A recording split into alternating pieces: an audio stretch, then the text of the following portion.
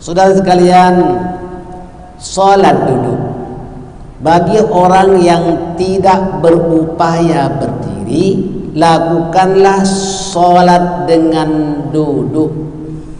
Posisi sholat duduk mestilah dengan morotib, yakni berurutan mengikut kemampuannya, yaitu duduk iftirash. Posisi duduk iftirash ini yakni duduk di atas dua tapak kaki seperti tahiyat awal. Ini lebih afdal karena dapat sujud seperti biasa, yakni dainya diletakkan di tempat sujud, yaitu meletakkan dai semua anggota sujud pada tempat sujudnya. Yang kedua, duduk tawarruk. Posisi duduk tawarruk ini bagus, afdal juga, yakni duduk tahiyat akhir. Ini juga afdal karena dapat melakukan sujud seperti biasa. Duduk tarabuk. Duduk tarabuk ini duduk bersela ataupun duduk tamdid. Tamdid maknanya duduk dengan kedua kaki berlunjur. Ini bagi orang yang tidak dapat melipat kakinya ataupun karena tidak ada kursi ataupun duduk. Dulu tahun 80-an saya dapati jarang orang sembahyang di kursi.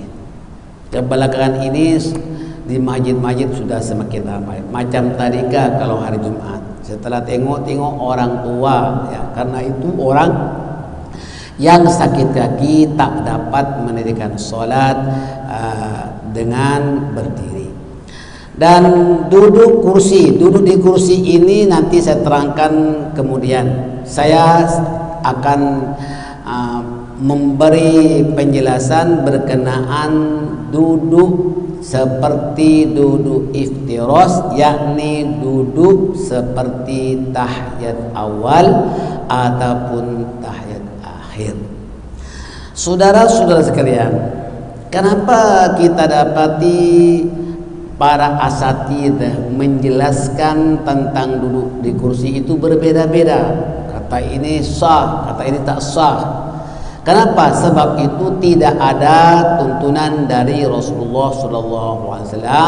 Sebab di zaman Nabi tidak ada orang mendirikan solat di atas kursi. Yang ada seperti duduk iftirash ataupun duduk tawarruk ini. Baik. Jadi saudara-saudara sekalian, di antara sekian banyak orang sembahyang duduk, yang paling utama, yang paling afdal adalah duduk seperti duduk iftirash, yakni duduk seperti tahiyat awal ataupun tawarruk seperti duduk tahiyat akhir. Saya akan jelaskan sebentar lagi bagaimana posisi mendirikan sholat duduk seperti duduk tahiyat awal dan tahiyat akhir. Dan ini sempurna karena dainya diletakkan di tempat sujud. Ini yang afdal. Kalau kita misalnya badan sudah mulai lengor, tak boleh sembahyang berdiri, boleh menggigil, maka kita sembahyang duduk. Terutama sekali kalau kita sembahyang sunat. Memang ulama-ulama ramai yang mendirikan sholat sunat dengan duduk karena mereka itu kalau berdiri sudah mulai menggigil. Tapi kita dapati ulama-ulama itu sembahyang fardu mendirikan sholat dengan berdiri.